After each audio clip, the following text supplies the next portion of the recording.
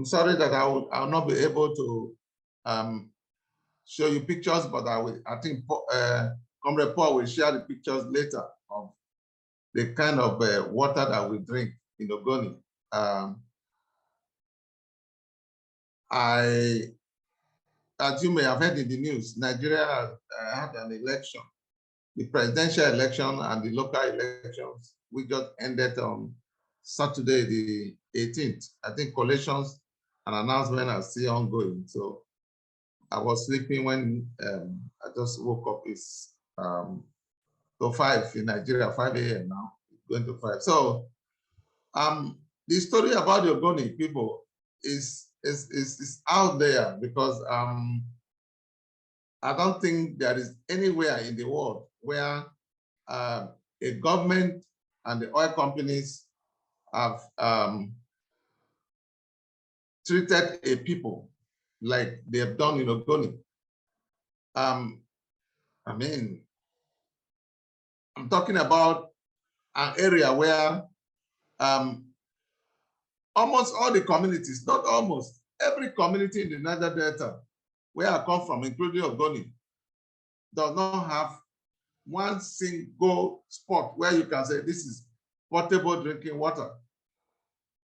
The oil companies that pollute our river, that empty their waste into our river, that commit all sorts of atrocities, work hand in hand with government, does not care about the human being. In fact, in their mind and in their thinking, the human beings are constituting an obstruction to their money, because all they think about is profit. I mean, it is a shame that Nigeria, that pride ourselves, to be an oil-producing nation, that the citizens cannot drink water, cannot drink potable water.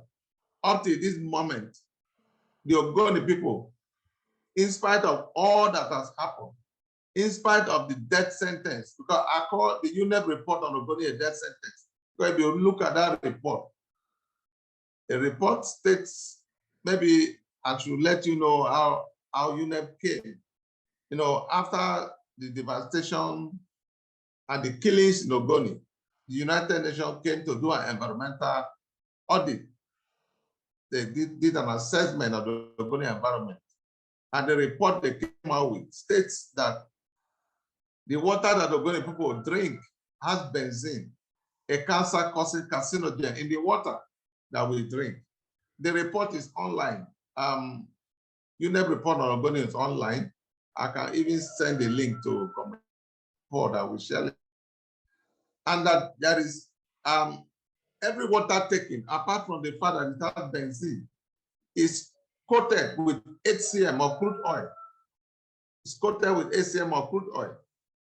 And so people that are drinking water and bathing water that is coated with HCM or crude oil for all these years, you can just imagine the damages that are coming into the body system. And that's why in Ogoni, death has become a carnival. Like every weekend, you cannot count the number of deaths. And I'm not talking about loss of livelihoods. Loss of livelihoods is taken for granted, because even if fishes were to be made in iron they can't survive in the kind of river that we have in Ogoni, because pollution has occurred for over 5 decades, unattended to. Nobody has cleaned them. Nobody has done anything. And because human beings must drink water if you are thirsty, you have no choice. You must drink it. People bath in it. But the loss of livelihood is the worst, because all the mangrove forest has been removed completely. They have died on their own. Only storms. You see the storms, because we have tidal movement of the water.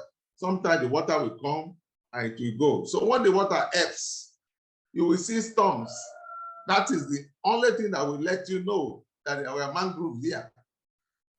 So you can just imagine, and mangroves are the breeding ground for fishes and all this aquatic life. So if you don't have mangrove, how do you go to fish?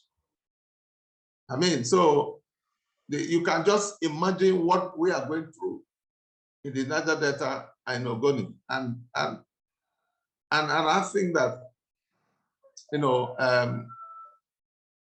this meeting should be able, to spotlight this very particular issue, because this is not a local issue.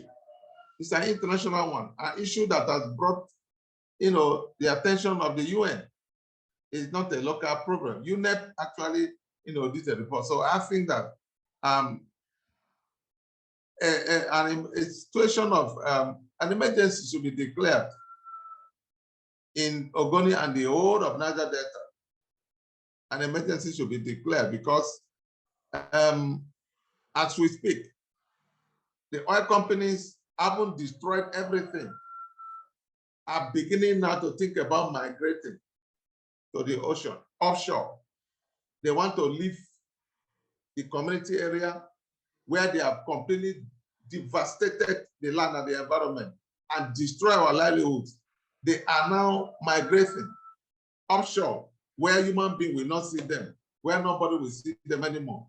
So I think that from this meeting today, we should be able to spotlight the Niger Delta area, Ogoniland and the Niger Delta area, Nigeria, because I don't think there is anywhere in the world that are going through what the Ogoni people and Niger Delta people are going through today. Thank you.